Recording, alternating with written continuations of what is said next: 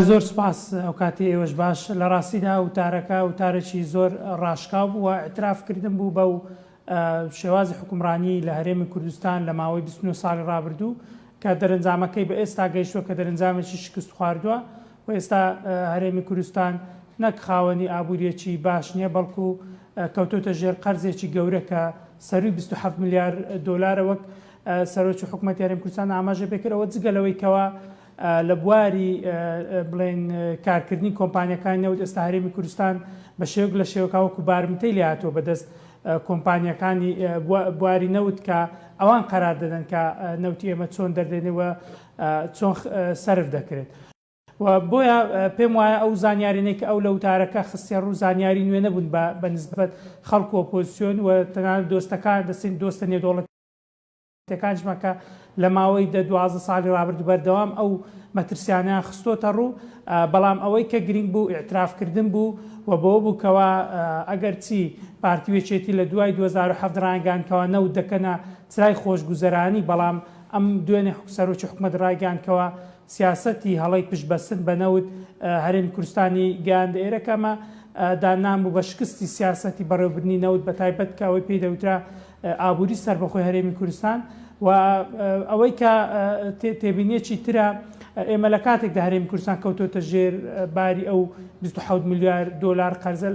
لە بەرامبەردا ئێمە لە هەرێمی کوردستان خاوەنی هەزاران میلیۆنێر و دەیان میلیاردێرین کە ئەمانە ینی لە هەوەنتە ئەو پارە کۆ نەکراتەوە ئێمە نە کۆمپانیەکانی ئەپل و سامسونگ و مایکرۆسۆفتمان هەیە و نە سەرچاوی وا بەرهەمهێنانی گەورەشمانەوە هەمووی سوودوەرگرتنی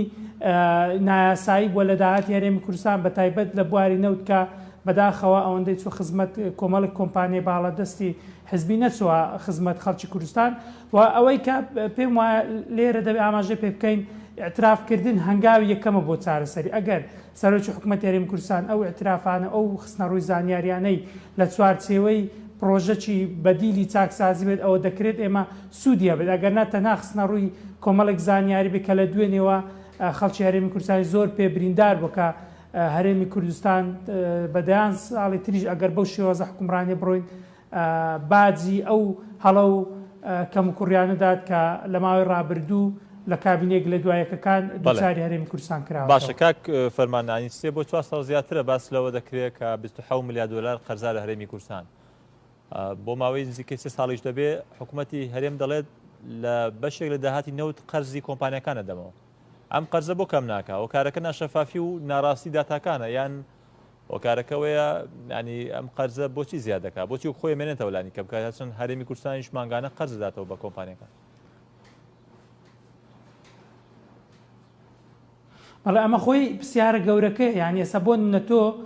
حکوومەتی عراقی کە سەروی 120 میلیارد دلار قەرزارە تۆ بە کلیکێک لە گۆگڵ دەتوانی سەرچاوی هەموو ئەو قەرزانە بدۆزێەوە کە حکوومەتی عراقی ئەو قەرزانەی لەکوێ کردەوە بەرنامەی دانەوەی چۆنەوە بۆچی کراوە ئێمە ئەو قەرزانە ڕوون نییە کە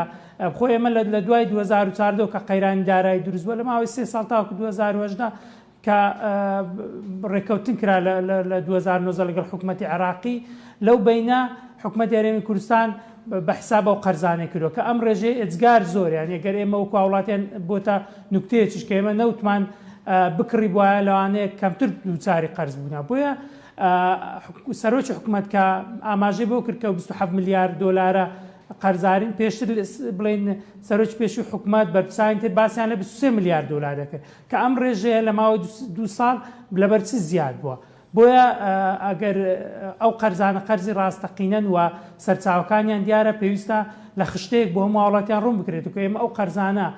لەکوێ کراوە بۆچی کراوە و لە بەرچەوەک بەڕێز ئاماژت بکرێت ئێمە سەیری راپۆرتەکانی دیلۆیکەن لە 2 ساڵی ڕابردوو هەمیشە باز لەوە کراوە کە بەشێک لە داهاتی نەوت بۆ قەرزی کۆمپانیەکان تەرخان کراون ئەگەر قەرزی ئەو کۆمپانیانە بەردەوام دەدرێتەوە بۆچی ئێمە ڕقەمی نوێ ینی بۆ ئەو ڕقەمە ئێمە کەم ببێتەوە بۆ خوار بۆ 20 میلیارد دلار بۆیە لە ڕاستیدا سەرچاوی قەرزەکان ناڕوون و بەشە چاوڵەتەن گومانیان هەیە کە ئایا ئەو قەرزانە بەڕاستی هەنەیان شێوازی ترەکە دووچاری هەرێمی کوردستان کراوەتەوە باشترین چارەسەریش ئەوەیە بە وردی ئەو قەرزانە بۆ خەڵک بخرێتە ڕوو و ئەوەش بخرێتە ڕوو کە بەرنامەی حکوومەت بۆ دانەوەیان چییە. بەڵێ باش تۆ بە بڕای ئێوە ینی ئەم بارودۆخە سەختە داراییە وەک دەوترێت ینی لە دەرەوەی ئیرادە ویستی حکوومەتی هەرێمی کوردستانە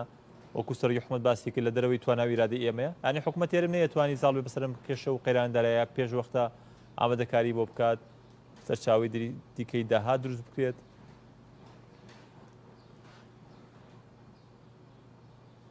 بەڵێ خۆی هەرێمی کوردستان بەهۆی سیاسەتی بەڕێوەبردن کە لە ڕاستیدا ئێمە بە پلەیەکەم وەک دوێنێ سەر حکوومەتیش ئاماژەی پێکرد بە پشتبەنەوت بەستراوە ئەو بەلێشاو دامەزراندن و ئەو هێنانی کۆمەڵی کۆمپانیای گەورەی حیزبی کە بە ناسایی سوودمەندن لە داهاتی گشتیوەک باسم کرد ئەو هەموو ملیاردێر و ملیۆنێرە کە لە هەرێمی کوردستان ئێستا هەن خۆوانە لە هەوەنتە دروست نەبوونە بەڵکو سوود وەرگرتنی خراپوە لە داهاتی هەرێمی کوردستان لە ماوەی ڕابردوو بەڕێوەبردننی دارایی لە هەرێمی کوردستان ئەوەندەی بەڕێوەبردنێک بۆکە لە خزمەت حیزبەکان و کۆمپانیا حیزبەکان بووە لە خزمەت بڵێن خەڵکی نەبووەوە لە هەموو دنیاش کاتێک تۆ ینی ئیدارەیەکی ناڕێک دەکەی دەبێت چاوەڕێ بکەیت کە شکست بخۆی و دەرەنجامەکەی بە ئێستا بگات و ئێمە لە دوای 2014 کە دووچاری و قەیرانە داراییە بووینەوە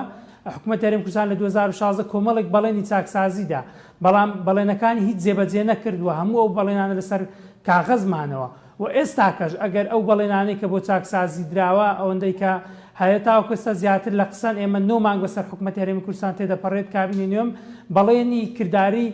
بەو شێوەمان نەدیتوێ ینی سیر دەکەین هەوڵ دەدرێت بۆ چارەسەرکردنی و قەیرانە ئێستاش هەمان هەڵی کابینی پێشوو دووبارە کردەوە کە بڕینی بەشێک لە موچەی فەرمانبەرانە لە کاتێکدا ڕێگای تر هەیە بۆ نمونە ئێمە بە هەموو ئەو داتانی کە لە شەڕی داعش دەستمان کەوت کەمتر یانی لە 50,000 پێشمەرگە لە بەرەکانی شەڕ بوون بەڵام بە گوێرەی داتای بایۆمەتری وەزارەت پێشمەرگە زیاتر لە 220,000 موچەخۆری پێشمەرگەیە کە ئەمە دەری دەخات کە ناشەفافی و گەندەڵێکی زۆر هەیە بۆیە بەر لە هەر هەنگاوێک پێویستە حکوومەتی هەرێمی کوردستان جارێ ئەوەی کە لە یاسای چاکسازی هاتووە بڕینی ئەو خەڵکەی کە بە شێوەی ناسایی سوودمەندن لە بودجەی گشتی و دواتر بیر لە ڕێگای تر بکرێتەوە مەسەرەن کۆنتڕۆڵکردنی خاڵە سنووریەکان بەڵام ئەوەی کە ئێمە دەیبینین حکوومەتی هەرێمی کوردستان زیاتر هەوڵی داوە قەیران بە قەیران چارەسەر بکات بیری لەوە نەکردو لە ماوەی ڕابردوو بە ڕیشەی بچێتە بنج و بنەوانی ئەو قەیرانانە لەوێ چارەسەریەکان بخرێتە ڕوو و بەرنامەی کابینەینەوە کۆمەڵێک ڕێوشێنی دەستنیشانکرە بۆ چارەسەریانە بەڵام وەک باسم کرد هەنگاوەکان ئێزگار خاون ڕاستە پرۆسی چاکردنی وڵاتە کاتی زۆر دێ بەڵام پێویستە سەرەتاکان بین ئەوەی کە ئێستا ئێمە دەیبینین لەو یاسا چاکسازیەش پێدەچی تەنها ئەو بەشەی جێبەجێ بکرێتکەوە ڕەبتی بە کەمکردنەوەی دەرماڵە هەیە کە ئەمە لە ڕاستیدا خۆدزینەوە لە چاکسازی ڕاستەقینە هیوادارم ئەو یاسا خۆی جێبەجێ بکرەوە ئەو بڕیارانش کە لە ماوەی ڕابردوو بۆ کۆنتڕۆڵکردنی خاڵە سنووریەکان و بنبڕکردنی گەندەڵیەکان تاوەکەستاو پێویست نەچۆتە بواری جێبەجێکردن کە ئەمانە ڕێگای باشن بۆی کەوە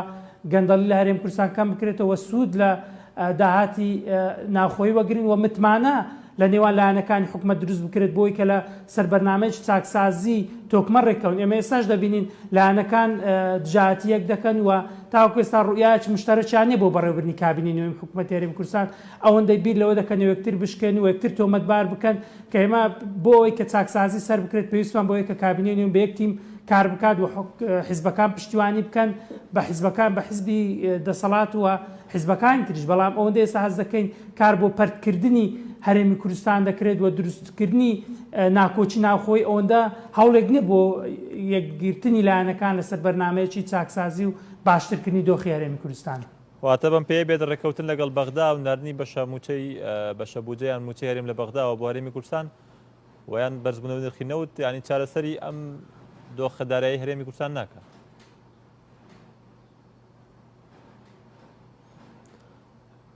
ئەوەی کە هەیە ئەم پێم وایە ینی ڕێککەوتن لەگەڵ بەغدا یەکێکە لە هەنگاوەکانی باشترکردنی ئیدارەدانی هەرێمی کوردستان چونکە تاوەکو ئێستا نەوتی هەرێمی کوردستان لە بازاڕی نەوت وەکو نەوتێکی قاچاغ مامەڵی لەگەڵ دەکرێەوە ئێمە بەلایانی کەم $10 نرخی نەوت ئەرزانتر دەفرۆشت ینی ساڵی ڕابردوو عێراق بە $62 نەوتی خۆی فرۆشتووە هەرێمی کوردستان بە $52 فرۆشتوێتی کەمە بە جێرەی راپۆرتی حکوومەتی عێراقی و راپۆرتی دیلۆیت کەمە ڕێژێکی ینی فەرقەکە ئێزگار زۆرە بۆ هەر بەرمیلێک نەوت بۆیە ئەگەر ئێمە لەگەڵ بەغدا ڕێککەوین و بەشێک پێم وایە بەشێک لە کێشەکان چارەسەردن بەڵام چارەسەریە بنەڕەتیەکە لەو نەزیفە داراییە کە لە ناوخۆی هەرێمی کوردستانەیە کە خەرجەکان ئێزگار زۆرن و بە شێوەی نایاساییانی خەرجەکانمان زۆرنەوە نیە کە ئێمە وەک باسم کرد ئەو خەرجیانە بن کە ڕاستە بەشێکی ئێمە ڕێژێکی زۆری فەرمانبەرمان هەیە بەڵام نەزیفەکان لە شوێنی ترن و سەرچاوەکانی داهاتاوکو ساڕێک نەخراون و سەرۆکی حکوومەت بەخۆی ئاماژە پێکرد کە سیاست پشتبەستن بە نەوت بەتەنها سیاسەتێکی هەڵە بووکەواتە دەبێت کابینەی نوێن بەدیلێکی واقعیە بێت کە یەکەم هەنگای بۆ دەست پێ دەکات دەستی حیزب لە بازار ببڕێت و پشتیوانی خەڵک بکات و پشتیوانی سەرماداران بکات بۆی کە ئابووری ناخۆی هەرێمی کوردستان بەهێز بکەن پشتیوانی بڵێن چین و توێژە جیاجیاکان بکەن بۆی کەەوە خەڵک ئەوەندە چاوی لە حکومەت نەبێت ئێمە لە ماوەی 6 ساڵی ڕابردوو حکومەت هاوڵاتیان خود خەریجی زانکۆی تەعین نەکردووە بەڵام لە بەرامبەردا خەرجەکانیشمان کەمی نەکردووە بۆیە ئەمە هەمووی جێگای پرسیارن و بۆ ئەوەی کە ئێمە ئەو کێشانە کە بەشێکی بێکاریە کە ئێستا کە ڕوبەڕووی خەڵک بۆتەوە چارەسەر بکرێت پێویست بە پلانێکی تۆکمەیە کە پەنابات بۆ سێکتەرەکانی تر کەوە باسم کرد ئەگەرچی لە ماوەی ڕابردوو ئەو پلانێکی گشتگیر ڕاگەیەنراوە بەڵام بەو شێوازە ئیدارەدانەوە بەو شێوازێکەوە حیزب کۆنتترۆلی بازار بکات پێم وانە ئێمە بتوانین ئابوووریەکی باشتر لەو دۆخە ئێستا هەیە بەدی بهێنین و ڕێککەوتنیش لەگەڵ بەغدا ڕەنگە بتوانێت بەشێک لە کێشەکان چارەسەر کە بەڵام کێشە بنەڕەتەکان و باسم کرد لە ناوخۆی خۆمانەوە دەبێت شێوازی بەڕێوەبردن بگۆڕدرێت و ئەگەر نا تەنها کۆمەڵێک چارەسەری کاتی و موسەکی ناتوانێت ئێمە ینی قوتار کات لەو کێشێتیدا و سەر حکوومەت خۆی ئاماژە بکرد کە ئێمە قاسەکی بەتاڵمان هەیە کە لە ڕاستیدا ئەمە کارەساتێک ئەجگار گەورەیە کە گەرەمە ژێرخانێکی ئابووری دروست نەکەین هەموو کات لەسەر لێواری هەژاری هەموو کات لەسەر لێواری داڕوخانی گەورەداین. باشە بە بڕای تۆمە کارەسات نییە لە وڵاتەیە ئەو هەموو ینی ئەو هەموو قەرز و بارگرانی ئابووری سەختە بێتە سەر وڵاتێک یاخود هەرێمێکە وڵاتێکیش نییە ینی کەسێک نەبێت لە پرسنەوە لە کەسێک بکات ینی کێ بەرپرسیاری ئەم دۆخەیەکە دروست بووە خۆسەوی حکومەت خۆی ئەمڕۆم شەو ئەیوت من لە بەری خەڵکم ینی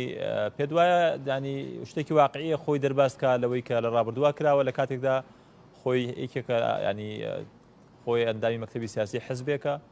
و کە لەگەڵ بۆ ئەندامی مەکتەبی سیاسی پارتیەکە لەگەڵ یەکێتیە 27 ساڵی دارێ وڵاتەیەکەن ینی کەسێک نییە محاسبەی ئەم کەسانە بکە کە 27 ملیار دلار قەرزیان ناوتە هەرێمی کوردستان هەرێمی کوردستان تووشی دنیای قەیرانی سیاسی و ئابووری بووە.